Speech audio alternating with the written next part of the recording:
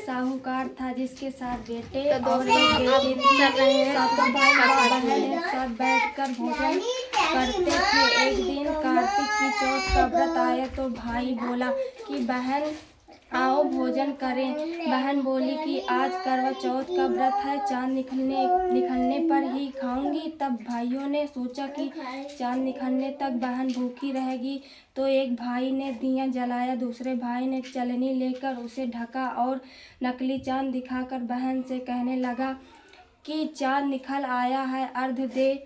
बहन अपनी भाइयों से कहने लगी कि चलो अर्घ दे। तो भाभियों बोली तुम्हारा चांद उगा होगा,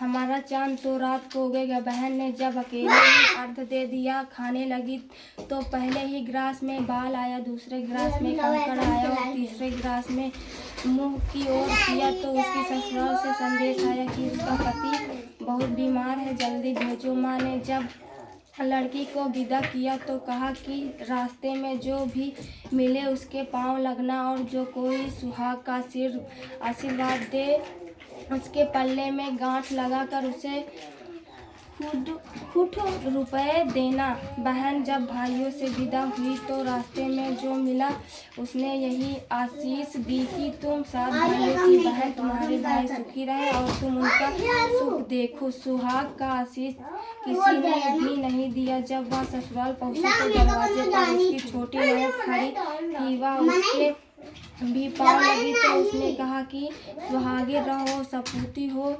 तो उसने यह सुनकर पल्ले में गांठ बांधी और आनंद को सोने का सिक्का दिया।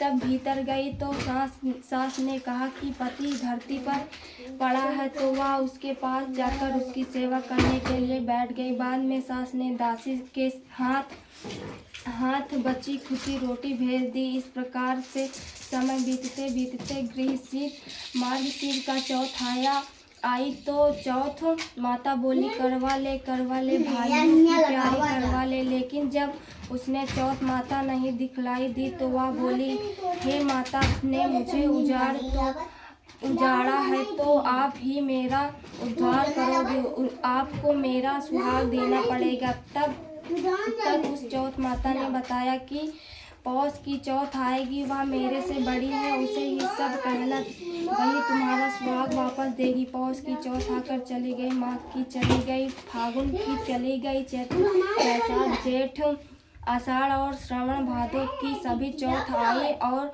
यही कहकर चली गई कि आगे वाली को कहना। और असौज की चौथ आई तो उसने बताया कि तब पर आर्कित की चौथ नाराज है, उसी ने तुम्हारा सुहाग लिया है, वही वापस कर सकती है, वही आएगी तो पांव पकड़कर विनती करना। यह बात वह भी चली गई।